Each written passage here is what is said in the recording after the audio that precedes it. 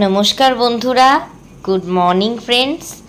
সকলকে তনু মিক্সিং ব্লগে স্বাগত। তোমরা সকলকে স্বাগত অ্যান্ড ওয়েলকাম ইংলিশে।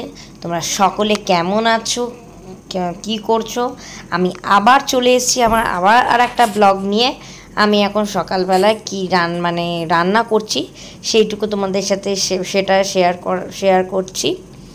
তো এখন সকাল থেকে আমার ব্লগটা আমি স্টার্ট করলাম। এখন আমি রুটি করব, ভাত করেছি আর দুরকম সবজি করে দেবো। আর বর তো খেয়ে গেছে, ওকে এক প্রস্তুত রান্না করে দিয়েছি, ও অফিসে চলে গেছে। এই যে রুটি রয়েছে, এবার এগুলো আমি সকালই রান্নাটা করে নিই। কেন আমি মনে করি যে রান্না কমপ্লিট মানে রান্না হয়ে গেলে মানে সব কাজটাই মোটামুটি কমপ্লিট হয়ে যায়, মানে রান্নাটাই মেন কাজ। এবার সব কাজ করে এসে লাস্টে রান্না করতে তখন আর ইচ্ছা করে না যে তখন রান্না করি।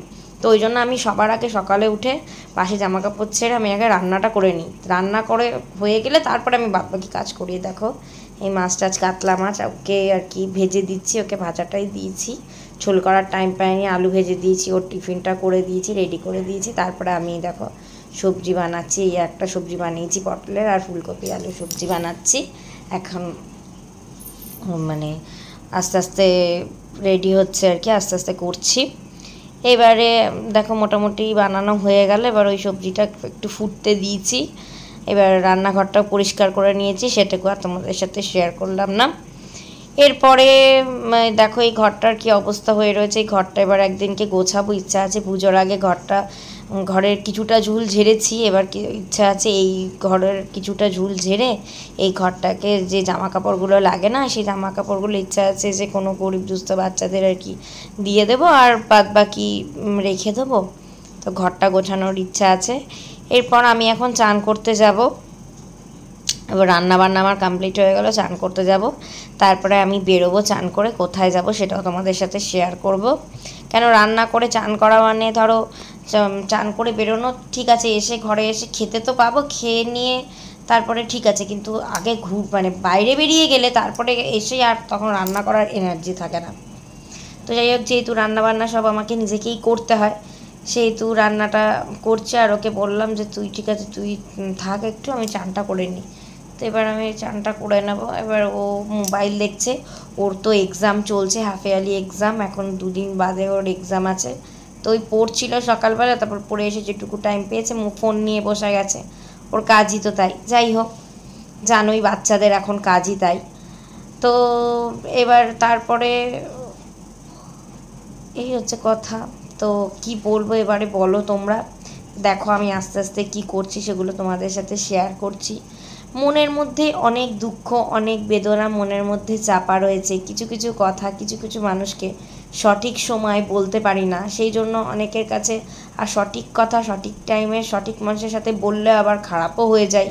সব দিকেই সমস্যা। তাই আমার মনে হয় কি, মানুষের থেকে একটু দূর থাকাই বেশি বেটার। যেটা আমি আগেও ভিডিওতে বলেছি, এখনও ভিডিওতে বলছি। আমি দেখেছি আত্মীয় পরিজন বন্ধু বান্ধব বেশিরভাগ ক্ষেত্রেই আমি দেখেছি তারা তাদের নিজেদের স্বার্থ সিদ্ধির জন্যই তারা বন্ধুত্ব বলো আত্মীয় স্বজন বলো তারা মেশে।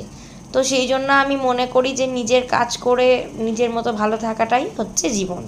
যাই হোক, অনেক গল্প করলাম। এই দেখো আমার মেয়ে একটু নাচতে খুব ভালোবাসে, ঠিক আছে, ও নাচও শেখে, নাচতেও খুব ভালোবাসে। ও ফোন চালিয়ে একটু তোমাদের সাথে নাচের পারফরমেন্স করে নিচ্ছে আর কি। ততক্ষণ এবার আমি চান করছি। আমি চান করে এসে দেখছি ও নাচ টাচ করছে আর কি। ওর এবার এই নাচ টাচ হয়ে গেলে এবার এই জামাটা, আমি তো সকালে উঠে বাসি জামা এভরিডে ছাড়ি, কিন্তু ওকে নাচ করতে দেখে আমি একটু স্টাইল করে নিলাম। কিন্তু যেটা বলছিলাম, এটা পরে যেহেতু আমি রান্না করি, সেহেতু এই জামাটা আর কি ওয়াশিং মেশিনে দিয়ে দিলাম। তার কারণ হচ্ছে ওই রান্না করার জামাটা পরে থাকা যায় না, আর চান করে রান্না করার কনসেপ্টটা আমার খুব কষ্ট হয়। কারণ হচ্ছে ঘাম হয় তো একটা, তখন মনে হয় কি না বাবা রান্না করে নিয়ে তারপরে চানটা করব, তাহলে একটু ফ্রেশ ফ্রেশ লাগে শরীরটা। এইবার আমার একটা মোটা চিরুনি আছে, সেই চিরুনি দিয়ে চুলটা আঁচড়ে নেব। আমিও একটুখানি মেয়ের সাথে একটু নাচানাচি করে নিচ্ছি। দেখো চুলটা আঁচড়াচ্ছি। তো দিয়ে যাই হোক, এবারে আস্তে আস্তে পুজো টুকটাক আর কি শুরু হয়ে গেছে। তো পুজোতে আমার তো এবছর কিছু নিতে নেই, কিছু পেয়েছি আর কি, সেগুলো আছে। আর কিছু নতুন ধরাই আছে। তো কি কি নিয়েছি তোমাদের সাথে আমি নিশ্চয়ই অবশ্যই শেয়ার করব।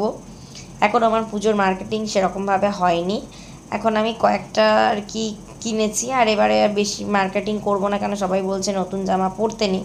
তো সেই ক্ষেত্রে আমারও মন মেজাজও ভালো নেই, তো আমার সেই ক্ষেত্রে যে খুব বেশি জামা কাপড় কেনার আমারও একদম ইচ্ছা নেই। মেয়েটাকে কিনে দেবো আর আমার টুকটাক কিনবো, আমার মোটামুটি টুকটাক এখান থেকেই নিয়ে নিয়েছি, আমি আর বাইরে যাইনি। মেয়েটার জন্য ইচ্ছা আছে জাংশন মল থেকে কিছু জামা কিনে দেবো, আর আমি পার্টিওয়্যার নিয়েছি, বেশিরভাগ মল থেকেই নিয়েছি। আর নিচে একটা দিদির দোকান তোমরা হয়তো দেখেছো, সেইখান থেকেও নিয়েছি। তো যাই হোক, দেখো আমি চান করার পরে এই ক্রিমটা মেখে নিই, তোমাদেরকে আগেও বলেছি। এই ক্রিমটা মেখে নিলাম, এরপরে আমি একটু বেরোবো, ঠিক আছে। এরপরে দেখো আমি একটু আমার কাকি আছে তার বাড়িতে গেছি আর কি। তো এবারে ওই আমার যে বান্ধবীটা বলি, আমার বান্ধবী আর আমি, ও সে আসাম থেকে এসছে, ও আবার বিশাখাপত্তনম আমার পোস্টিং হয়ে যাচ্ছে, ও চলে যাচ্ছে আর কি। তো তো দিনের জন্য কালকেই ও বেরিয়ে যাবে। তো তাই যাই হোক, আজকে একটু বেরিয়েছে। দেখো আমাদের মার্কেট কমপ্লেক্সটা দিনের বেলা কি সুন্দর লাগে। আমাদের এই মার্কেটে সমস্ত রকম কিছু পাওয়া যায়। একদিন আমি তোমাদের এই মার্কেটের ভিডিও অবশ্যই তোমাদের সাথে শেয়ার করব, টোটাল মার্কেট কমপ্লেক্সে কটা দোকান আছে, কি পাওয়া যায়, সমস্ত ভিডিওটা তোমাদের সাথে আমি একদিনকে শেয়ার করব। তো যাই হোক, এইবারে আমি একটা পার্লারে এসেছি। তো আমার একটু মানে মানে আমাদের এই তলাতে 2-3টে পার্লার আছে। তো আমরা এসেছি আর কি পার্লারে, আর কি রেট চার্ট জানতে, কোথায় কি আর কি রেট আমরা যেটা করাবো আর কি। 2-3টে পার্লার দেখে আমরা একটাতেই করাবো। তারপর আমি একটু ওষুধের দোকানেও যাব, ওষুধের দোকানেও প্রেসক্রিপশানটা দেবো, কয়েকটা ওষুধও আমার নেওয়ার আছে। তোমাদের আগেই বলেছি আমার একটু শরীর খারাপ, তার জন্য আমার ওষুধ চলে, সেই ওষুধের প্রেসক্রিপশানটাও দেওয়ার আছে। তো ও সেই ওষুধটাও নেব। তো যাই হোক, এরপরে দেখো এই যে এই ওষুধের দোকান, এখান থেকে আমরা ওষুধ নিই, এখানে সমস্ত রকমের ডক্টরও বসে ভালো ভালো। এই দেখো ওষুধের দোকান এটা, আর এখানে সমস্তটাই পাওয়া যায়। এইটা ফার্স্ট এই কমপ্লেক্সের মধ্যে এই ওষুধের দোকানটা আর কি বসেছিল। তো এই দেখো আমরা এবারে আর একটা পার্লারের উদ্দেশ্যে যাচ্ছি, দেখি এই পার্লারটা, এখানে যদি দেখি যে আমাদের সবটা ভালো লাগছে তো এখানেই সবটা করে নেব। তো ঢুকে গেছি পার্লারে, এইবারে আস্তে আস্তে বসে আছি। যার পার্লারে আছি সে আমার খুবই পরিচিত, খুবই কাছের মানুষ, তার সাথে আমি আর কি খুব ভালো মানে রিলেশন। ও আমার মুখে ডার্ক সার্কেল প্রচুর ছিল, ও একটা রিমুভ করেছে, ওই যে ও কাজ চলছে আর কি। তো এই দেখো আমার বান্ধবীটা একটু স্পা করাচ্ছে, তো ওর স্পা হচ্ছে, দুজনে মিলে আর কি স্পা করে দিচ্ছে, আর আমি এদিকে বসে আছি, বসে বসে ভিডিও বানাচ্ছি। তো যাই হোক, পুজোর আগে এগুলো একটু করা অবশ্যই দরকার আছে। তো এবারে আমি একটুখানি ভুরু প্লাক করে নেবো, কেন অনেকটা ভুরু বেরিয়ে গেছে। ঠিক আছে, আমি একটু ভুরু প্লাক করে নেবো। ভুরু প্লাক যতই সেই ছোটো থেকে মানে মোটামুটি 18 বছর বয়স থেকে ভুরু প্লাক করি, কিন্তু তবুও যেন ভুরু প্লাক করতে গেলে আমার খুব লাগে, কেন আমি জানি না। ঠিক আছে, আমার ভুরু প্লাক করতে গেলে প্রচণ্ড লাগে। দেখো একবার ধরছি, একবার ছাড়ছি, একবার ধরছি, ও বলছে যে একটা ছাড়া ধরা এই করছি, বুঝতে পারলে। তো এই দেখো আমি ভুরু প্লাক করছি পার্লারে, আর পাশে যিনি আছেন তিনি পাশেও ফেশিয়াল হচ্ছে আর কি। তো তোমরা সঙ্গে থাকো, সাথে থাকো, দেখতে থাকো। এই পুজোর আগে একটু টুকটাক করে, এখন মনে হচ্ছে যে পুজো পুজো আসছে, এখন মনে হচ্ছে একটু সাজি। আর ভুরু প্লাকটা তো আমি প্রত্যেক মাসেই করাই, আর আমি ঘরোয়া স্কিন কেয়ার করি, ঘরোয়া প্রোডাক্ট মাখি, খুব কম আমি ফেশিয়াল করাই না বলবো না, এর কাছেই করাই যেটুকু করাই। এর দোকান তপবন সিটিতে, পূজা পার্লার। তোমরা যারা এখনও জানো না, এই ভেতরে যারা থাকো তারা অবশ্যই দুর্গাপুরের এখানে আসতে পারো, খুব সুন্দর কাজ করে। দেখো আমার কত অধৈর্য লাগছে, আমার কত লাগছে, মানে আমাকে ধৈর্য ধরে ধরে সুন্দর করে দিচ্ছে, এটাই আর কি অনেক আর কি। তো যাই হোক, তোমরা এই দেখো আমার খুব লাগছে, আমি একবার করে করছি আর একবার করে বলছে যে ছেড়ে দাও এরকম করছে, বলছে না না দাঁড়া তাড়াতাড়ি। ওর হাত খুব স্পিড, মানে ওর ভুরু প্লাক করতে খুব বেশি হলে 3 থেকে 4 মিনিট টাইম লাগে। ওর খুব সুন্দর হাত, দেখো কি সুন্দর করে ভুরুটা প্লাক করে দিল। তো যাই হোক, ভালো লাগছে কিনা তোমরা বলো, ঠিক আছে। ও ও আমার বান্ধবী হয়। এই দেখো ভুরু প্লাক হয়ে গেল মোটামুটি। এবারে আস্তে আস্তে এবার ও ব্যস্ত আছে ওইদিকে, ধরো অনেক রকমের জিনিস আর কি। আজকে দুটো কাস্টমার রয়েছে ওইদিকে, ও গ্রুপ প্লাগ করছে, আবার ওদিকে তাদেরকে আবার কি জেল দিতে হবে কি না দিতে হবে সেগুলোও করছে। ওদের ফেসিয়ালেও অফার চলে, প্রচুর কাজ চলে। আমি পূজাদির পার্লারে মানে আমার এরকমও আর মানে অভিজ্ঞতা আছে, পুজোর আগে আগে রাত 1টা 2টো পর্যন্ত পার্লার ওপেন থাকে এই রকম।